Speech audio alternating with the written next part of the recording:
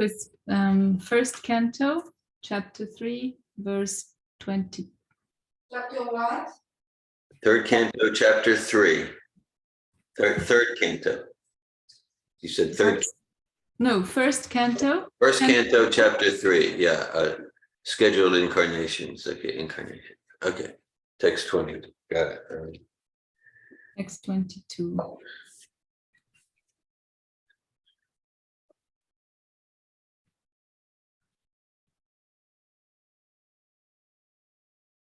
So, good morning. I think it's morning for everyone, except for me, it's afternoon.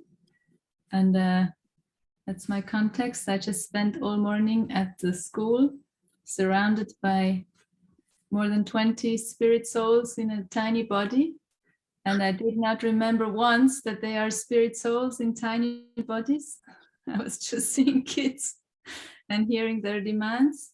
So it's quite humbling to sit here and give class now and enter a different consciousness. So we'll start with, it's the chapter where we hear about the different incarnations, like Krishna is the source of all incarnations. And there's a whole list of, like there's an order in that Krishna appears or incarnates in the material world.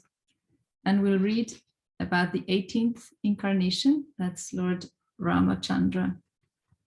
So we'll do the Sanskrit first, some chanting of the mantra before we go into reading. Nara, Nara, Devatvam, Devatvam, Apana, Apana, Sura, Sura, Karya, Karya, Chikirshaya, Chikirshaya, Samudra, Samudra, Nigraha Adini, Nigra Adini, Chakre, Chakre, Viryani, Viryani, Ataparam, Ataparam, Naradevatvam Apana, Naradevatvam Apana, Surakarya Chikirshaya, Surakarya Chikirshaya, Samudra Nigrahadini, Samudra Nigra Adini, Chakre Viryanyata Param, Chakre Viryanyata Param, Naradevatam Apana, Naradevatvam Apana, Surakarya Chikirshaya, Surakarya Chikirshaya, Samudra Nigrahadini, Samudra Nigra Adini, Chakre Viryanyata Param, Chakre Viryanyata Param, Naradevatvam Apana, Naradevatvam Apana, Surakarya Chikirshaya, Surakarya Chikirshaya, Samudra Nigrahadini, Samudra Nigra Adini, Chakre Viryanyata Param, Chakre Viryanyata Param, Naradevatvam apana. Naradevatvam Apana, Surakarya Chikirshaya. Surakarya Chikirshaya, Samudra Nigrahadini. Samudra Nigra Adini, Chakre Viryanyata Param. Chakre Viryanyata Param, Naradevatvam Apana, Naradevatvam apana. Surakarya Chikirshaya, Surakarya Chikirshaya. Samudra Nigra Adini, Samudra Nigrahadini. Chakre Viryanyata Param, Chakre Viryanyata Param. Would anyone else like to chant the verse? Okay. Nara, Nara, human being, human being, Devatvam, Devatvam, divinity, divinity, Apana, Apana, having assumed the form of having assumed the form of Sura, Sura, the demigods, the demigods, Karya, Karya, Karya, activities, activities, Kirshaya, Shikirshaya, for the purpose of performing for the purpose of performing Samudra, Samudra, the Indian Ocean, the Indian Ocean, Nigraha Adini, Nigra Adini, controlling, controlling, etc. etc. Chakre, Chakre, did perform, Did perform Viryani, Viryani, superhuman prowess, superhuman prowess, Ataparam, Taparam, thereafter. thereafter. Translation. In the 18th incarnation, the Lord appeared as King Ram. In order to perform some pleasing work for the demigods, he exhibited superhuman powers by controlling the Indian Ocean and then killing the atheist king Ravana, who was on the other side of the sea. Purport by Srila Prabhupada. The personality of Godhead Sri Rama assumed the form of a human being and appeared on the earth for the purpose of doing some pleasing work for the demigods or the administrative personalities to maintain the order of the universe. Sometimes great demons and atheists like Ravana and Hiranyakashipu and many others become very famous due to advancing material civilization by the help of material science and other activities, with the spirit of challenging the established order of the Lord. For example, the attempt to fly to other planets by material means is a challenge to the established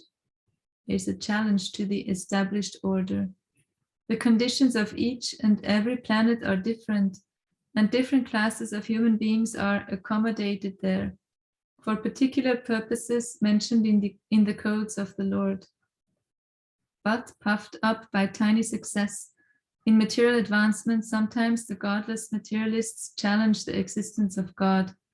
Ravana was one of them, and he wanted to deport ordinary men to the planet of Indra, heaven, by material means without consideration of the necessary qualifications. He wanted a staircase to be built up directly reaching the heavenly planet, so that people might not be required to undergo the routine of pious work necessary to enter that planet. He also wanted to perform other acts against the established rule of the Lord. He even challenged the authority of Sri Ram, the personality of Godhead, and kidnapped his wife Sita.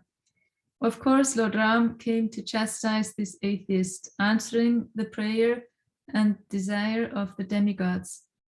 He therefore took up the challenge of Ravana, and the complete activity is the subject matter of Ramayana. Because Lord Ramachandra and the personality of Godhead was the personality of Godhead, he exhibited superhuman activities which no human being, including the materially advanced Ravana, could perform. Lord Ramachandra prepared a royal road on the Indian Ocean with stones that floated on the water. The modern scientists have done research in the area of weightlessness, but it is not possible to bring in weightlessness anywhere and everywhere. But because weightlessness is the creation of the Lord, by which he can make the gigantic planets fly and float in the air, he made the stones even within this earth to be weightless, and prepared a stone bridge on the sea without any supporting pillar. That is the display of the power of God.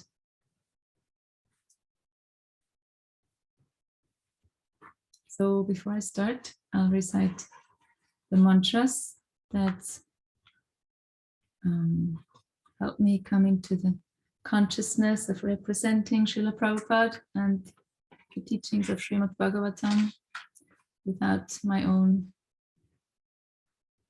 coloring.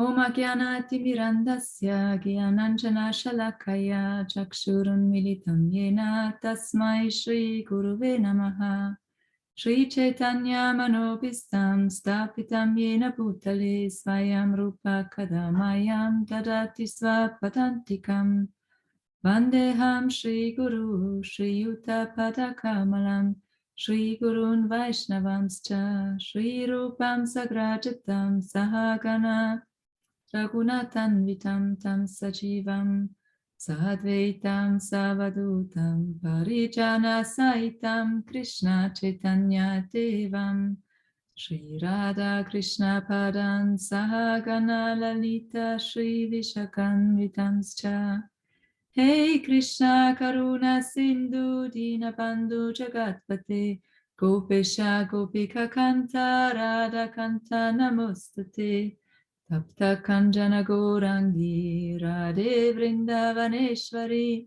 Vrishabhanu Sute Devi Pranamami Hari Priye Vanchakalpa Tarubhyascha Kripa Sindhubhya Evacha Patitanam Pavanebhyo Vaishnavebhyo Namo Namaha Shri Krishna Chaitanya Prabhu Nityananda Shri Advaita Gadadhar Shri Vasadi Gaura Bhakta Vrinda Hare Krishna Krishna Krishna Hare Hare Hare Rama Rama Rama Hare Hare Nama Om Vishnu Padaya Krishna Prasthaya Bhutale Srimate Bhaktivedanta Swami Niti Namine Namaste Saraswati Devi Gauravani Pracharini Nirvishesha Shunyavadi Paschatya Deshatarine.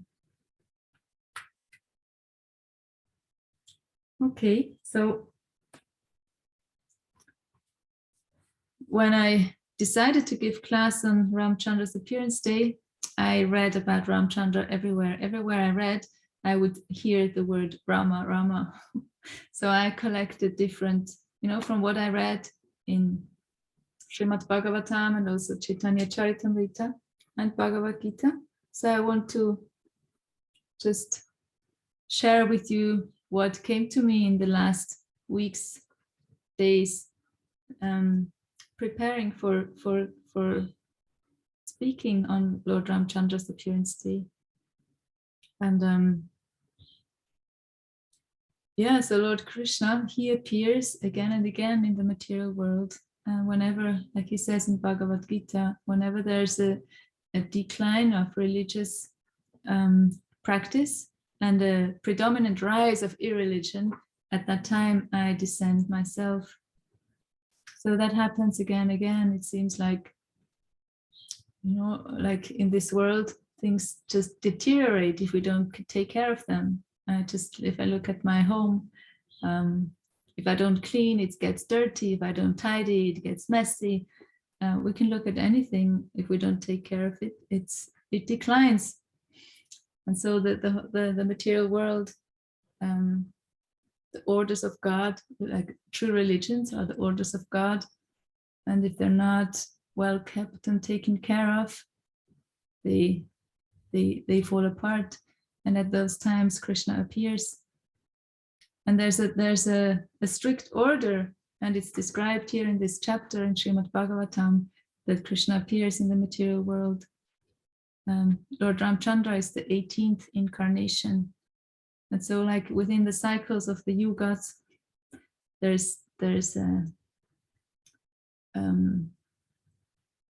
pre-described incarnations, and it's so at any time. I think recently Malini was speaking about that, like this, it's not that Krishna disappears and appears, like he's constantly acting out all his pastimes in any place, like somewhere in the material universe. And I mentioned I was in kindergarten, so I got into a playful mood and I just found this to illustrate, like I thought it illustrates nicely what is described here. So if we have I didn't make this, it was lying around. I just thought if we have like different colors And we'll say that those are the different incarnations. Blue, let's say blue is Lord Ramachandra's incarnation. This is our view. We have a little window, that's what we see. And everything else we don't see, it's covered. So Lord Ramachandra, okay, bear with me. So we have a little window. Lord Ramachandra appears and he disappears. And it's not that he's disappeared, he's here, down there, blue. It's just we don't see him anymore. So that's how Krishna is. It's like if we would have the full, view, we would see all the incarnations, but we don't. We just have a little view. And at one point, I listened to a class by Srila Prabhupada. He gave that class on Ramachandra's appearance day, and he made a calculation, and he said Lord Ramachandra appeared in this material world on this planet 2 million years ago. So 2 million years ago, that window was open for us. We could see, or for us, I don't know us, but for the material, for the conditioned souls. And he appears, like that's one reason why he appears, to re-establish the religious orders. And we'll see how, like what was Ramachandra's, what he came to establish. And also Krishna appears to please his devotees and to kill the demons. So that's another reason why he appears. And also he appears for us to get an understanding of Krishna, of who God is. Krishna says in Bhagavad Gita, if we understand his transcendental activities, we are not forced to take birth again at the end of a lifetime. So that's another reason why Krishna appears. He wants for us to see him, to hear about him, to learn about him, so that we might decide to return to him at the end of this life. And Srila Prabhupada, he encourages us to celebrate appearance days, like appearance day of Krishna's incarnations. And it's an opportunity for us to engage in hearing and chanting, which are two of the processes of devotional service. And devotional service is the only way, it's described as the only way how we can get to know Krishna and understand his transcendental activities. So we're going to do that together now, hear about Lord Ramachandra and glorify him and ask questions, hopefully, and share with each other. So what we hear in the purport here is that it seems to be like another pattern that repeats itself, like there are different reasons or different things happening when Krishna appears in an incarnation or in his original form. When he appeared as Lord Krishna 5,000 years ago, it was Mother Earth who went to Brahma, and then together they went to Vishnu and asking for help, asking Krishna to come and help. And if we look at the pastimes of Lord Chaitanya, just not very long ago, we celebrated Lord Sri Advaita's appearance day. So Sri Advaita, he called out to Krishna and said, please come, we need your help. And then Krishna appeared as Lord Chaitanya. And here in Ramachandra's pastime, it was Indra who called out, please come and help, because Ravana, he was just upsetting the whole order. Like, the way to go to a heavenly planet is to perform pious activities, and that's how we can elevate ourselves. And Ravana wanted to like destroy that order, build a staircase and go there directly without having the proper consciousness. So Indra called out, and Ramachandra appeared, and then, you know, like, so that's kind of what we hear. what happened. And then also in the same, like in the verse we hear, there's also an order, like a scheduled order. It was time for Lord Ramachandra to appear. And Indra called out to him.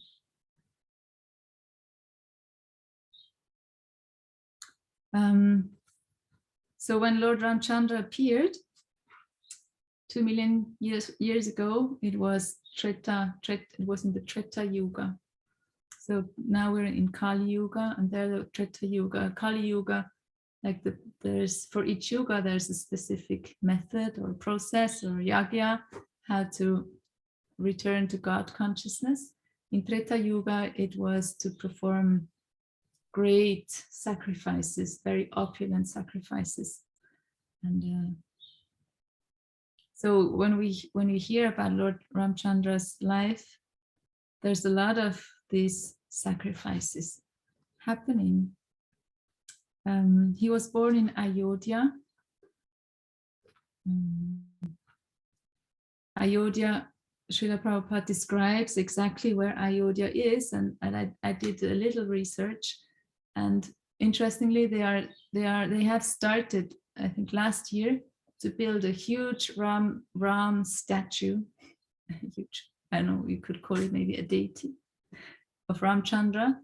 It's like paid by the government, and it will be the biggest, the tallest statue on this planet. Beautiful, beautiful Ramachandra with his bow. And so Ayodhya still exists. And at that time, there was a king, Dasharatha, his name was Dasharatha, coming from the solar dynasty, so like going back to the sun god. So Dasharatha, he was an ideal king. And a king needs a descendant. He needs a son to carry on, to take over the kingdom. And Dasharatha, he didn't have any children, and he had 3 wives. He was married to Kaikeyi, Kausalya, and Sumitra, and none of them had any children. So they did a big sacrifice, and in that sacrifice, a sacrifice, and the result was some special drink, and each wife took a sip of this drink. Sumitra took 2 sips of the drink, and they all got pregnant. So Kaikeyi got pregnant with Ramachandra, and Kausalya got pregnant with Bharat, and Sumitra, because she took twice from the drink, she got twins, Shatrughna and Lakshman. And there's a whole, I didn't, in Srila Prabhupada's books, I didn't come across any, stories, pastimes of the childhood of Ramachandra, and I didn't go to read in Ramayana, Valmiki's Ramayana. Prabhupada mentions it. It's like authorized Vedas to read. I did read this book by Vrinda Sheth. She has this trilogy. I think she also participated in some seminars or trainings. So she has these books, and it's all described in there. I'm not going to share about it, but they are very, very fun books. And I read them to my children, and I even did an English class with homeschoolers. We were, as English lessons, we were reading the first part, and the kids were just very mesmerized by Ramachandra and his childhood pastimes. So I'm going to move forward, like it was time for Ramachandra to become king. Dasharatha, he wanted to pass on his kingdom to his oldest son.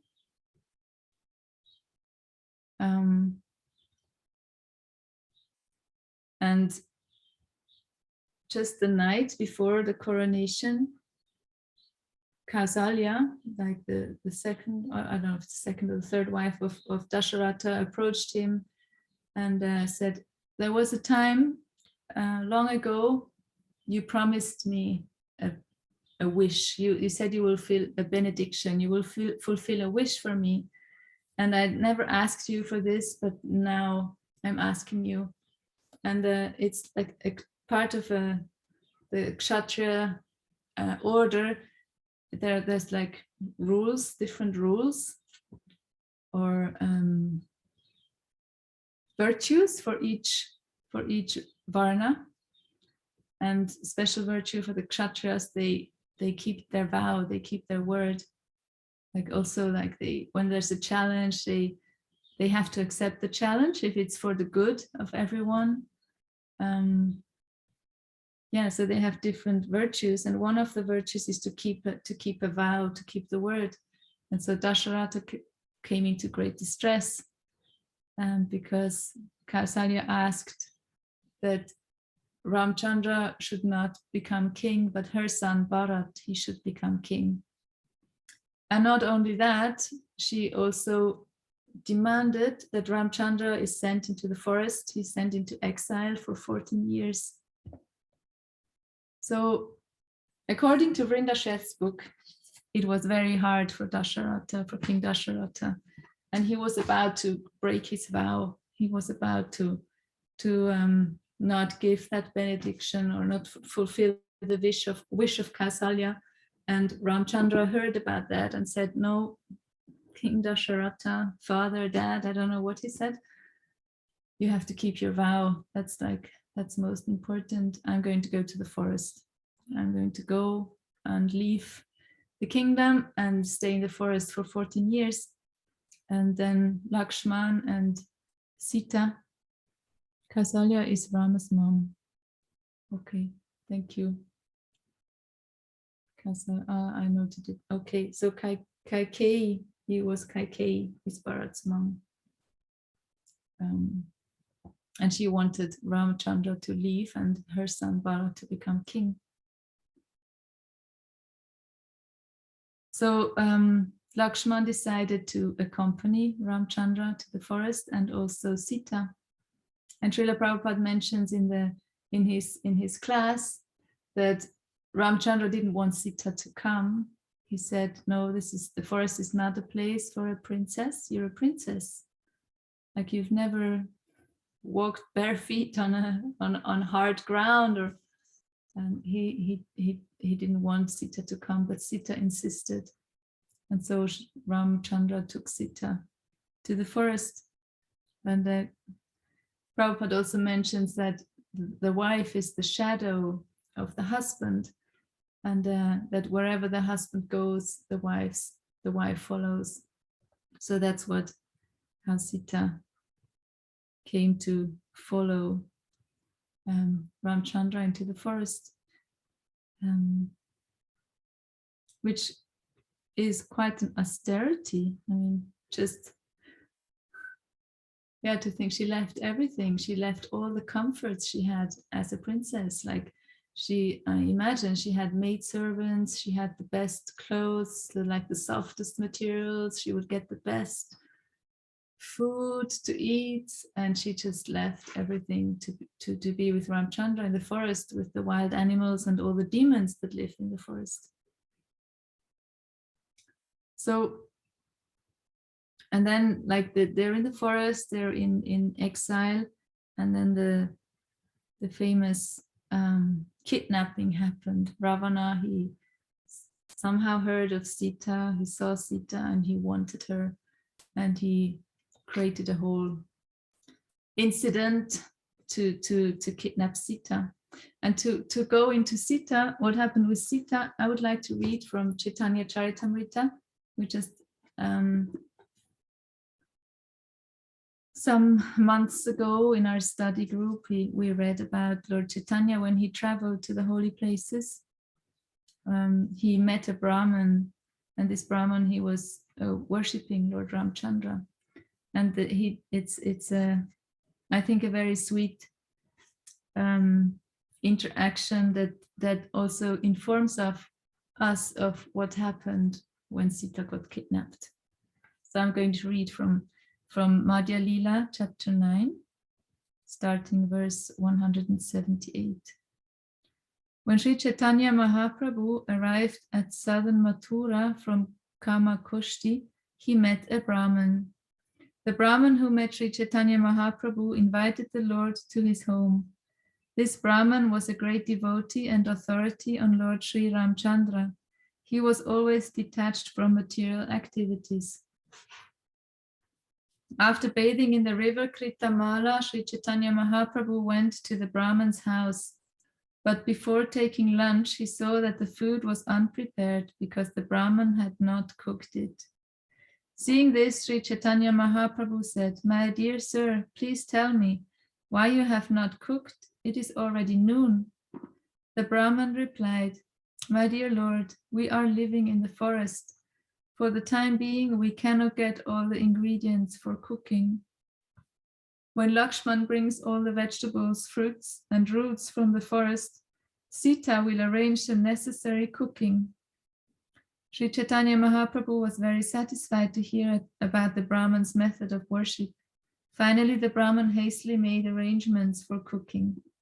So in this like one sentence, we get an idea of how Rama, Lakshman, and Sita, how they lived in the forest. Like Lakshman would go and collect vegetables and fruits and roots in the forest, and then Sita would cook.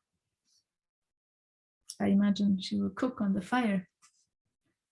So Sri Chaitanya was very satisfied to hear about the Brahman's method. Okay, I read this. Sri Chaitanya Mahaprabhu took his lunch at about 3 o'clock, but the Brahman, being very sorrowful, fasted. While the Brahman was fasting, Sri Chaitanya Mahaprabhu asked him, "Why are you fasting? Why are you so unhappy? Why are you so worried?" The Brahman replied, "I have no reason to live. I shall give up my life by entering either fire or water." My dear sir, Mother Sita is the mother of the universe and the supreme goddess of fortune. She has been touched by the demon Ravana, and I am troubled upon hearing this news. Sir, due to my unhappiness, I cannot continue living. Although my body is burning, my life is not leaving. Sri Chaitanya Mahaprabhu replied, "Please do not think this way any longer. You are a learned Pandit. Why don't you consider the case?"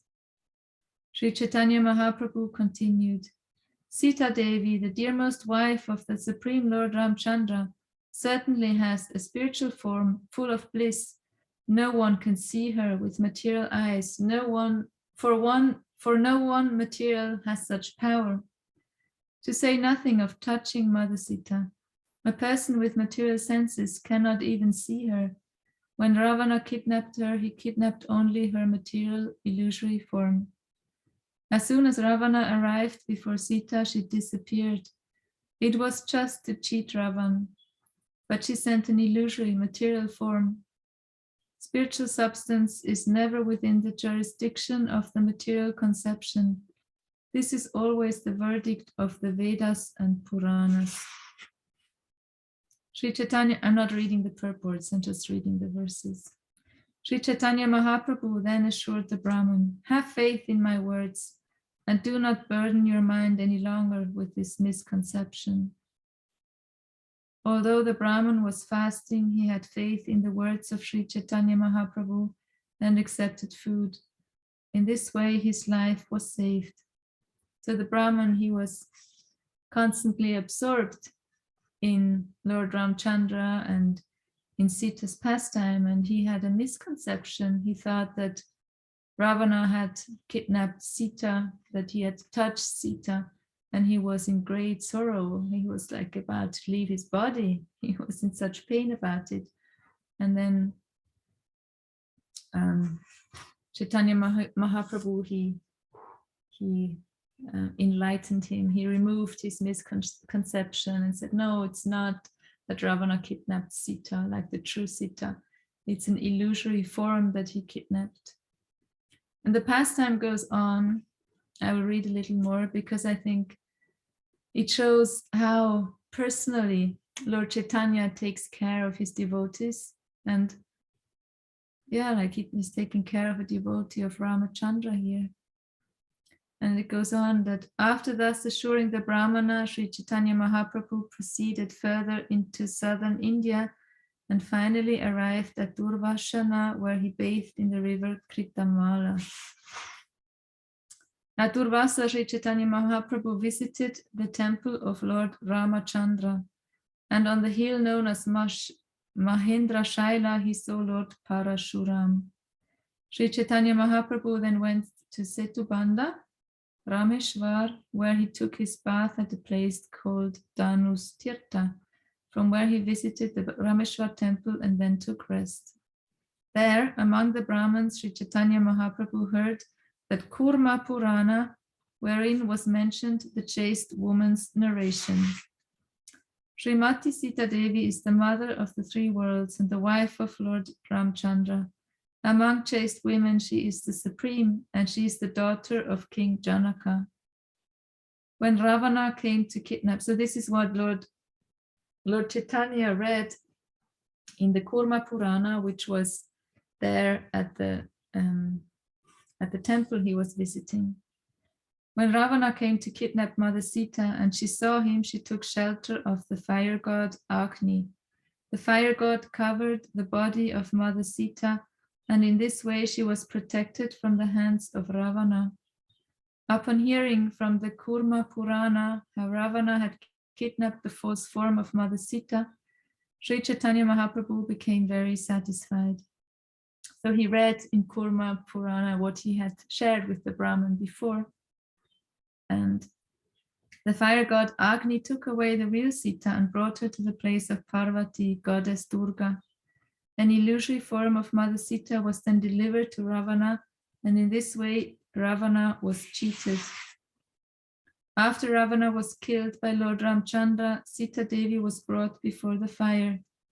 When the illusory Sita was brought before the fire by Lord Ramachandra, the fire god made the illusory form disappear and delivered the real Sita to Lord Ramachandra.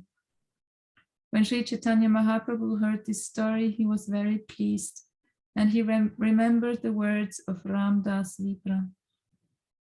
Indeed, when Sri Chaitanya Mahaprabhu heard these conclusive statements from Kurma Purana, he felt great happiness. After asking the Brahman's permission, he took possession of those manuscript scrolls. In this way, Sri Chaitanya Mahaprabhu received the old manuscript of Kurma Purana. Since the Kurma Purana was very old, the manuscript was also very old.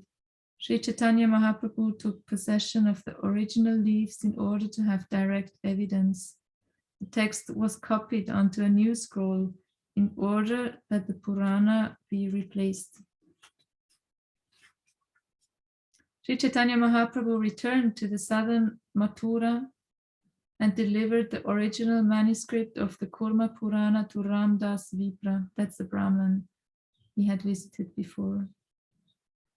When he was petitioned by Mother Sita, the fire god Agni brought forth an illusory form of Sita, and Ravana, who had 10 heads, kidnapped the false Sita. The original Sita then went to the abode of the fire god. When Lord Ramachandra tested the body of Sita, it was the false illusory Sita that entered the fire.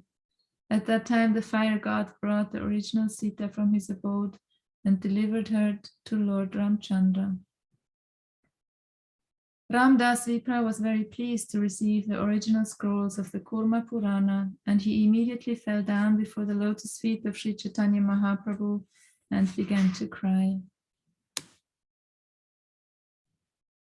After receiving the manuscript, the Brahman, being very pleased, said, "Sir, you are Lord Ramachandra himself and have come in the dress of a sannyasi to give me audience. My dear sir, you have delivered me from a very unhappy condition. I request that you take your lunch at my place. Please accept this invitation." So we got a lot of information from these texts, like how Sita got kidnapped by Ravana, and at that moment that she was kidnapped, she produced an illusory form that got kidnapped, and she herself, when we hear here, she went to Parvati, to Durga, and that's where she stayed until Ramachandra released. That's when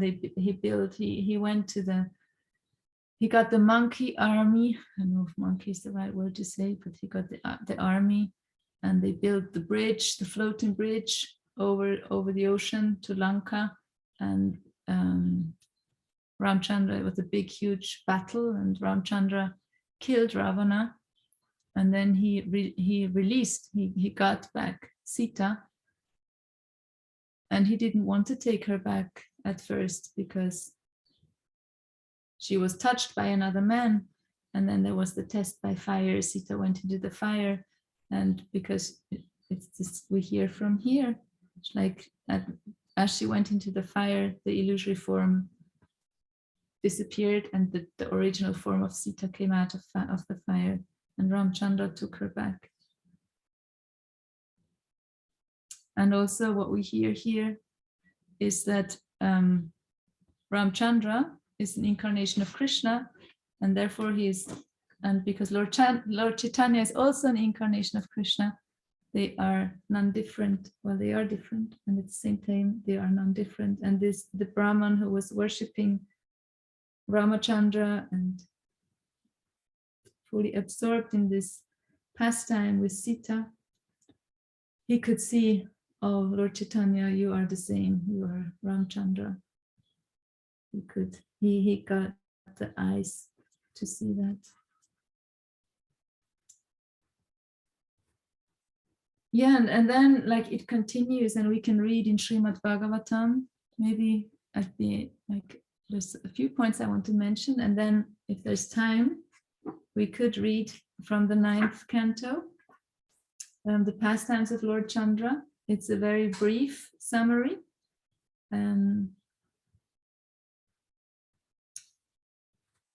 It's the pastimes of Lord, and also like the other chapter is, so there's one chapter about the pastimes of Lord Ramachandra, and then there's a chapter about Lord Ramachandra rules the world. And that's also, yeah, there's so much in this pastime. Like Lord Ramachandra, he came, one of his reasons for coming was to give an example of an ideal king, an ideal kshatriya. And it's quite drastically illustrated how, like he got Sita back, they went back to Ayodhya, and Bharat was king, but when he saw Lord Ramachandra coming back, he gladly gave the kingdom over to Ramachandra. And then Sita got pregnant, and then there was an incident where Ramachandra went into the town, like he wanted to see how other citizens. It was his he's an ideal king in the sense that he was making sure that every living entity in the kingdom is taken care of and is protected. And then he heard a husband saying to his wife, and apparently the wife had been into the house of another man, and he said, well, like Ramachandra might take a woman who's been in the house of another man, but I'm not going to do that. And then at that moment, Lord Ramachandra decided to send Sita away, and not because, like, I mean, he knew that Sita wasn't touched by Ravana, but the reputation of a king is very important. Like also in Bhagavad Gita, it's one of the arguments Krishna uses to encourage Arjuna to fight. Arjuna, also a kshatriya. Like what are people going to say about you if you don't fight? Your reputation is going to be. And it seems like for a kshatriya to have a bad reputation, I think somewhere it said that it's like death. It's like death for a kshatriya. So Ramachandra, as the example of an ideal king, his reputation was more important than. I feel some hesitancy. I don't know if that's true, but like he decided to protect his reputation, and that meant that Sita, he sent Sita away, who was pregnant with 2 children. So it's quite a drastic illustration, and one I didn't understand actually until it's one of the blessings I got from preparing class today, that I got this understanding. Like I was feeling so disturbed for a long time. Why does Ramachandra, an incarnation of God, send his pregnant wife to the forest? So thanks to reading Srila Prabhupada's letters, I got this understanding that, yeah, like it wasn't Ramachandra's duty to like be an example of the perfect romantic story. No, his example is to be an ideal king and to be an example in his actions, to live the virtues of a king, of a kshatriya. So that's all described in the 9th canto, and we might get to reading a little bit about it. I wanted to say a few words about Lord Chaitanya. Like, so there's these different incarnations. Ramachandra 2 million years ago, Lord Krishna 6,000 years, 6,000 years ago. Brahma, Lord Brahma, is also listed as an incarnation.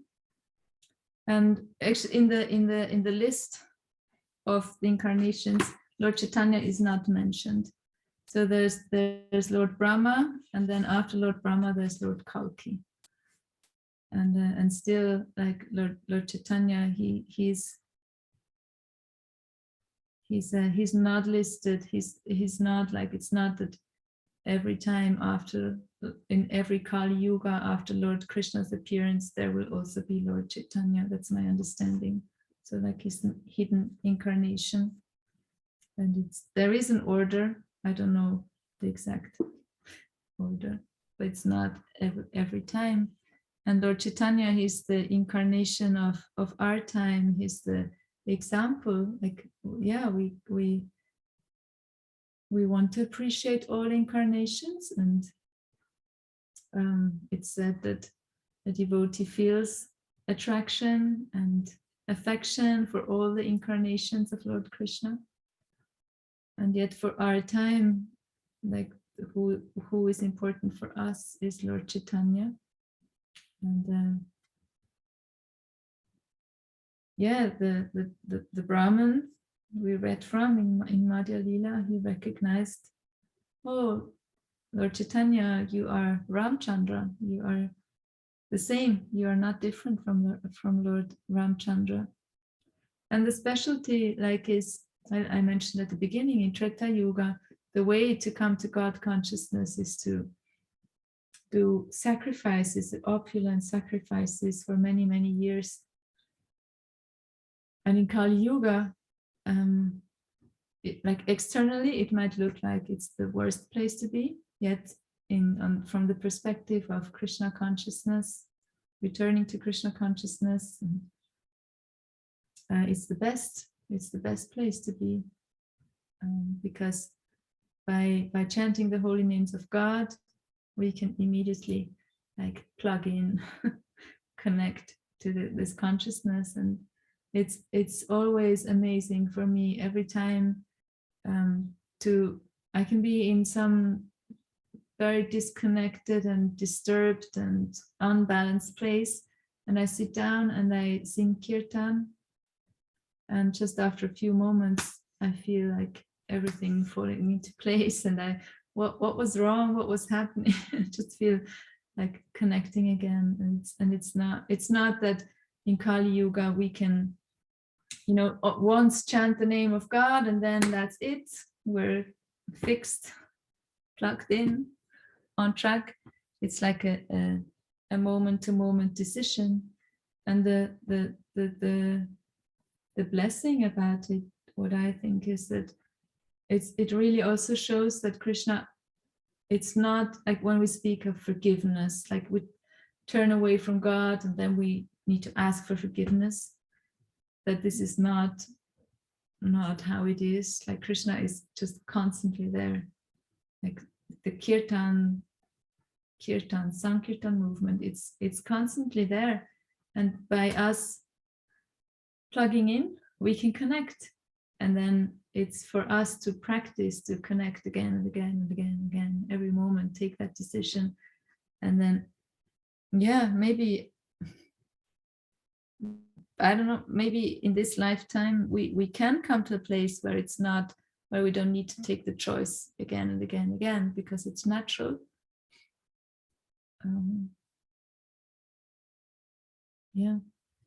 So Krishna appears like also when we look at the incarnations, Ramachandra and Lord Krishna, they're constantly fighting demons and killing, and they're in battles.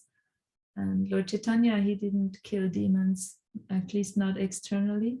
He came to kill the demons in our hearts.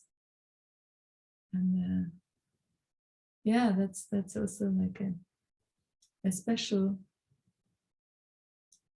aspect, yes. So we all have that. It's also described in Chaitanya Charitamrita, how we all have that desire, that yearning to love God. It's like a seed in our heart. It's there, waiting to be watered so that it can grow.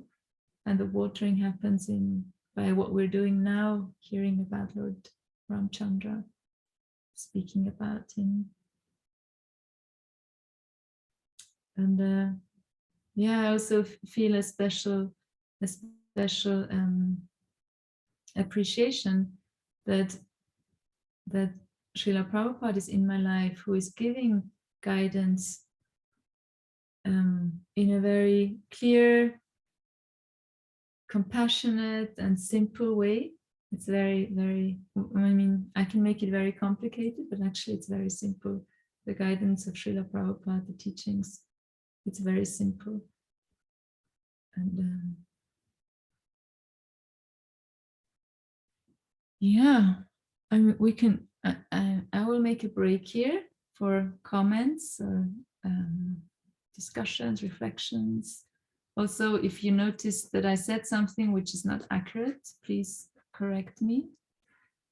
Yeah, and then if there's time, we could also read from the 9th canto. But I'm very curious to hear your thoughts and what's happening for you.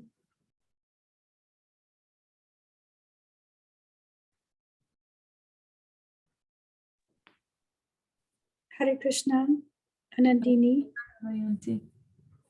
Thank you so much for this class. I really appreciate all the research and preparation and your storytelling. I just feel really uplifted and excited about the mystery of the incarnations and when they come and why. And it's just really like fulfilling. It's just fulfilling to put my mind there. And I just wanted to say thank you. That's all. Hare Krishna. Thank you, Damayanti. Yeah, it's fulfilling. It's like, I know for me, it sometimes takes a little effort to put my mind there. And when I do, it's like a fountain that's never ending, so much information. Do you have baking powder anymore?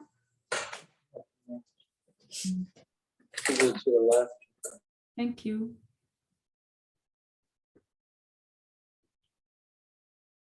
Hare Krishna. I appreciate it. It felt like coming into a transcendental kindergarten right at the beginning of the class. Yeah, completely engaging the childlike mind. And thanks, Anandini. I appreciated what you selected to read from, because I would say typically on Ramachandra's appearance day, we read from, was it chapters 9 and 10 of the 9th canto, those chapters, and there's a few chapters in the 9th canto that summarize the pastimes.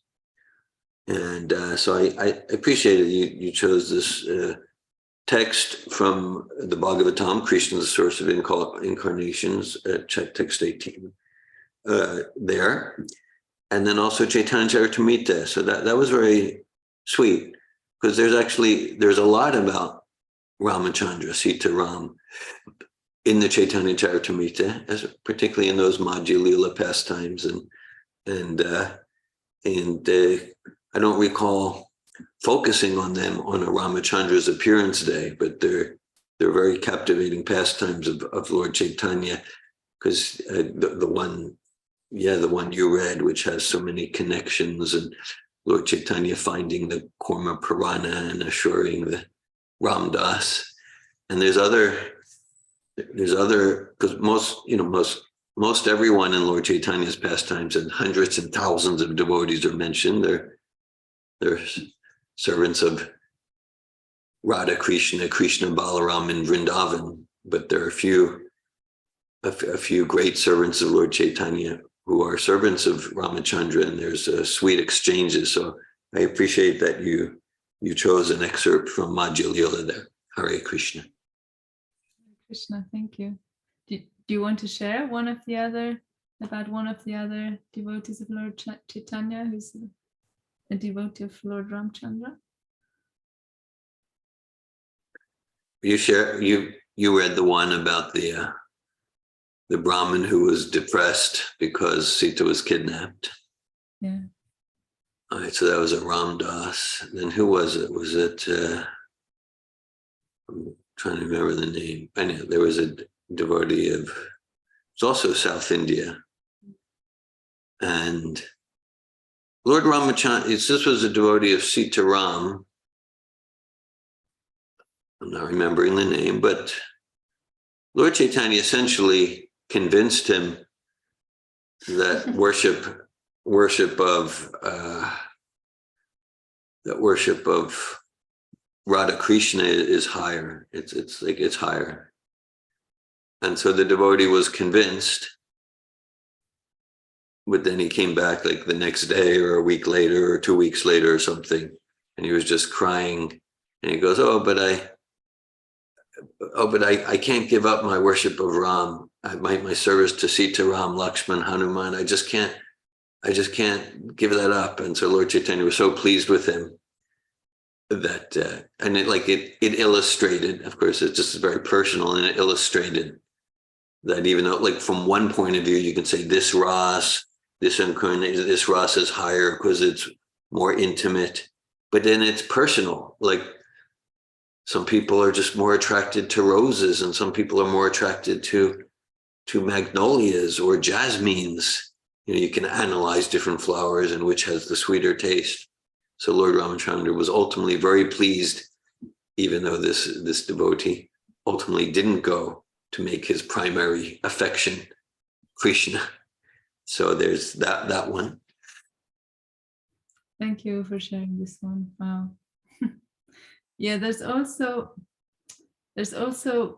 I think it's later on from where I read somewhere, it's described about a deity of Lord Shiva who is worshipping Lord Ramachandra, which Yeah. I think is far out, like a deity that's worshipping Lord Ramachandra.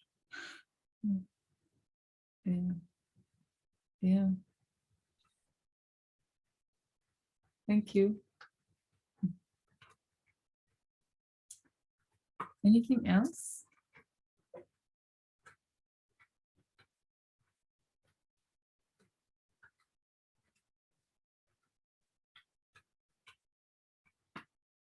So shall we read a little from 9th canto?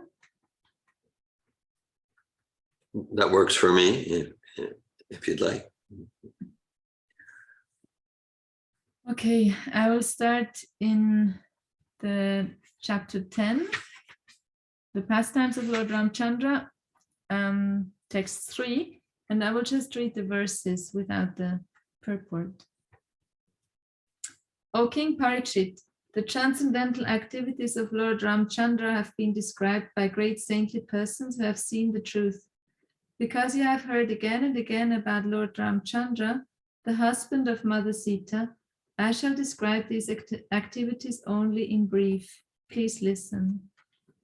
So I will share something from the purport, because Srila Prabhupada describes in the purport that at that time, there must have been many, many Ramayans, so many histories of Ramachandra, and everyone must have heard about them. So I was confused. Shukadev Goswami, he only gives a very short description. And to keep the promise of his father intact, Lord Ramchandra immediately gave up the position of king and, accompanied by his wife, Mother Sita, wandered from one forest to another on his lotus feet, which were so delicate that they were unable to bear even the touch of Sita's palms. The Lord was also accompanied by Hanuman, or by another monkey, Sugriva, king of the monkeys, and by his own younger brother, Lord Lakshman, both of whom gave him relief from the fatigue of wandering in the forest. Having cut off the nose and ears of Shurpanakha, thus disfiguring her, the Lord was separated from Mother Sita. He therefore became angry, moving his eyebrows and thus frightening the ocean, who then allowed the Lord to construct a bridge to cross the ocean. Subsequently, the Lord entered the kingdom of Ravan to kill him like a fire devouring a forest. May that Supreme Lord Ramchandra give us all protection. I was considering to play a small scene from Little Krishna, because there is a scene where the gopis and Krishna, they're in some kind of discussion and fight, and Krishna says, in my previous life I was Lord Ramchandra, kind of boasting about it. And the gopis, they didn't believe him, and then Krishna said, I will prove it to you. And then they built a bridge. He called all the monkeys from Vrindavan, and they built a bridge over to some island. I don't know, over a river, I guess maybe over Yamuna. They built a bridge with floating stones. I don't think I haven't discovered it in Krishna book, but it's in the Little Krishna film. So yeah, Lord Ramchandra, he could make stones float. In the arena of the sacrifice performed by Vishwamitra, Lord Ramchandra, the king of Ayodhya, killed many demons, rakshasas, and uncivilized men who wandered at night in the mode of darkness. May Lord Ramchandra, who killed these demons in the presence of Lakshman, be kind enough to give us protection. O King, the pastimes of Lord Ramchandra were wonderful, like those of a baby elephant. In the assembly where Mother Sita was to choose her husband in the midst of the heroes of this world, he broke the bow belonging to Lord Shiva. This bow was so heavy that it was carried by 300 men, but Lord Ramchandra bent and strung it and broke it in the middle, just as a baby elephant breaks a stick of sugar cane. Thus the Lord achieved the hand of Mother Sita, who was equally as endowed with transcendental qualities of form, beauty, behavior, age, and nature. The transcendental qualities of age. Indeed, she was the goddess of fortune who constantly rests on the chest of the Lord. While returning from Sita's home after gaining her at the assembly of competitors, Lord Ramchandra met Parashuram. Although Parashuram was very proud, having rid the earth of the royal order, 21 times he was defeated by the Lord, who appeared to be a Kshatriya on the royal order. Carrying out the order of his father, who was bound by a promise to his wife, Lord Ramchandra left behind his kingdom, opulence, friends, well-wishers, residents, and everything else, just as a liberated soul gives up his life and went to the forest with Sita. I'm confused about this name, Kaikeyi. Kaikeyi is the mother of Bharat. Okay. While wandering in the forest where he accepted a life of hardship, carrying his invincible bow and arrows in his hand, Lord Ramchandra deformed Ravana's sister, who was polluted with lusty desires, by cutting off her nose and ears. He also killed her 14,000 Rakshasa friends, headed by Kara, Trishira, and Dushana. O King Parikshit, when Ravana, who had 10 heads on his shoulders, heard about the beautiful and attractive features of Sita, his mind was agitated by lusty desires, and he went to kidnap her. To distract Lord Ramachandra from his ashram, Ravana sent Maricha in the form of a golden deer, and when Lord Ramachandra saw the wonderful deer, he left his residence and followed it, and finally killed it with a sharp arrow, just as Lord Shiva killed Daksha. When Ramachandra entered the forest and Lakshman was also absent, the worst of the Rakshasas, Ravana, kidnapped Sita Devi, the daughter of the king of Videha, just as a tiger seizes unprotected sheep when the shepherd is absent. When Lord Ramachandra wandered in the forest with his brother Lakshman, as if very much distressed due to separation from his wife,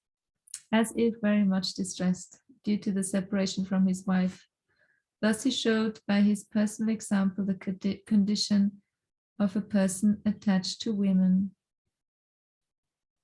In this verse,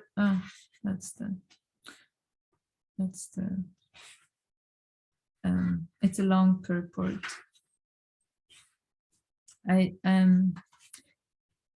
read, and I didn't find again where I read it, but I was somewhere in Srila Prabhupada's books, or maybe in his letter, I don't remember where, but so Ramachandra like wanders in the forest as if very much distressed due to separation from his wife, and that as if is what I read is that so externally it looks like Ramachandra and Sita, they were separated and that it was painful for them, but actually like they're in this ecstasy mood of separation. So I guess, well, that's my interpretation. That's why it says as if distressed, because like the internal experience was blissful pain of separation. Now I lost where I was.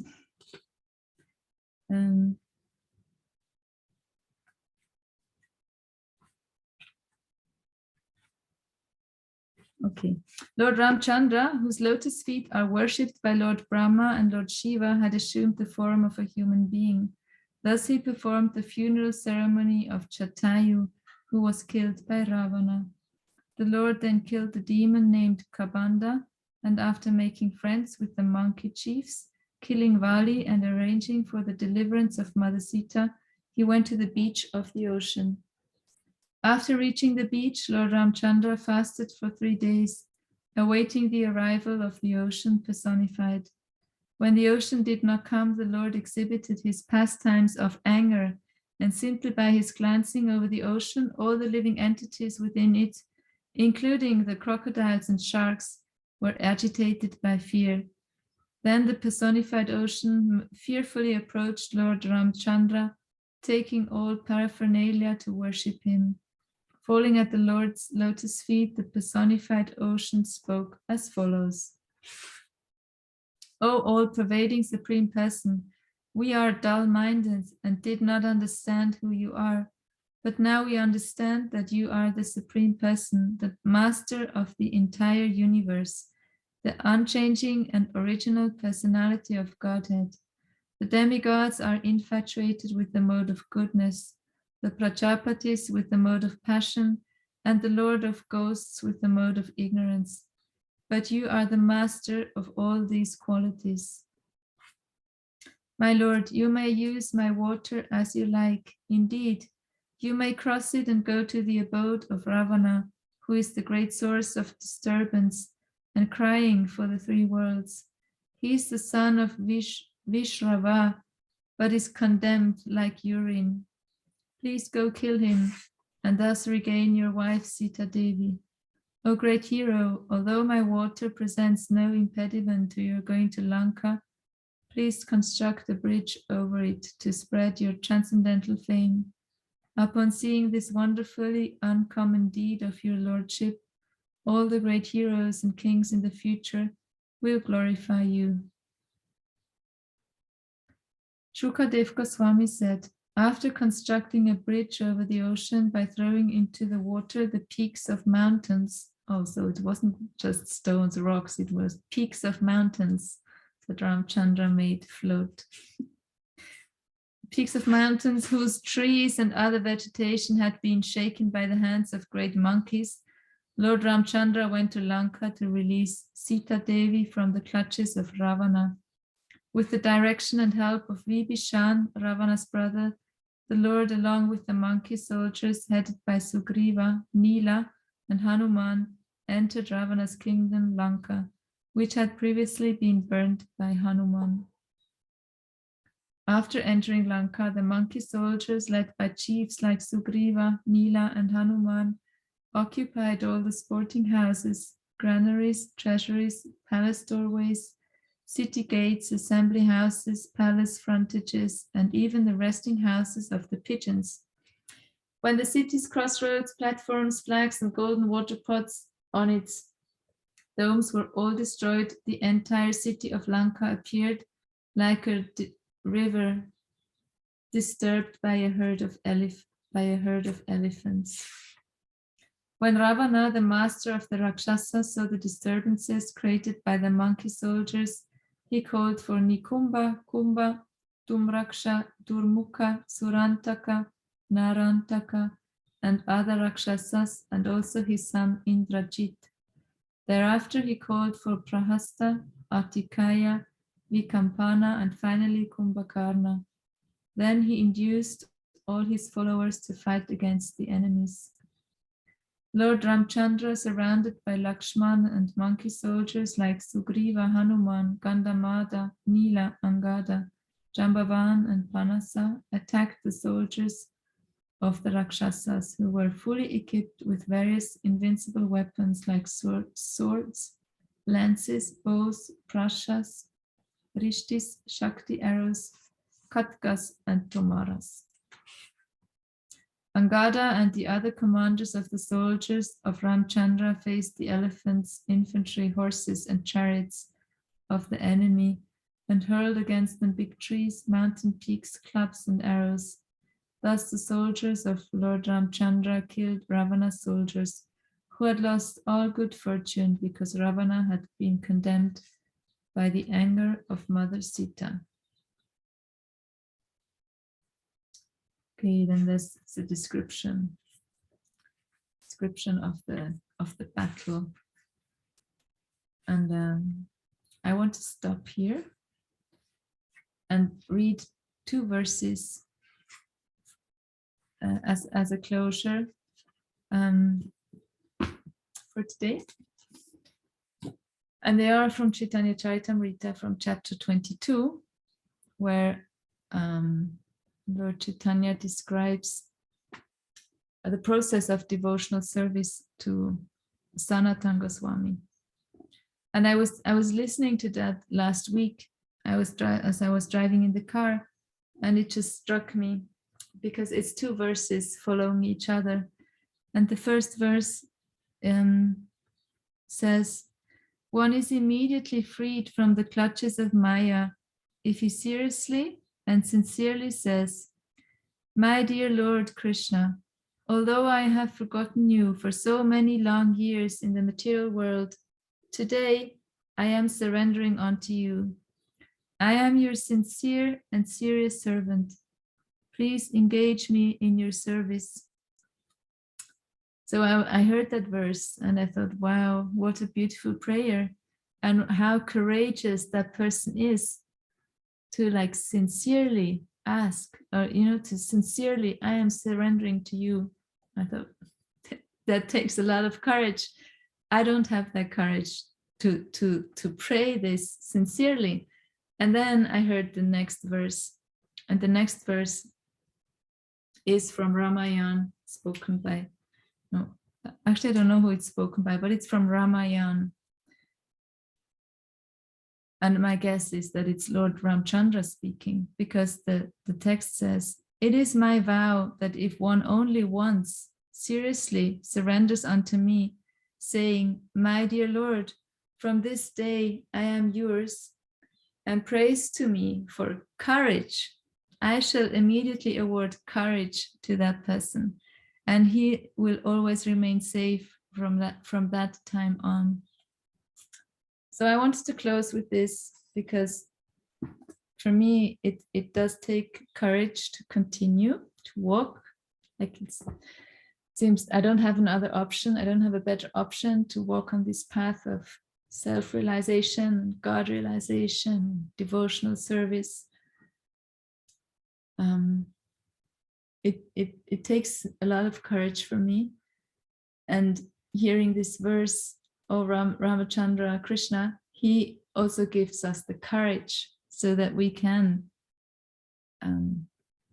pray sincerely for surrender. And just, it's not even a prayer, it's like a statement. I surrender unto you. I give you my life right now, today, forever.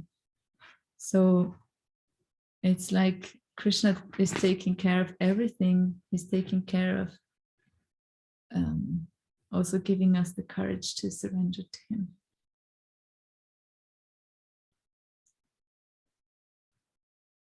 So, any comments, questions, something anyone wants to share or add?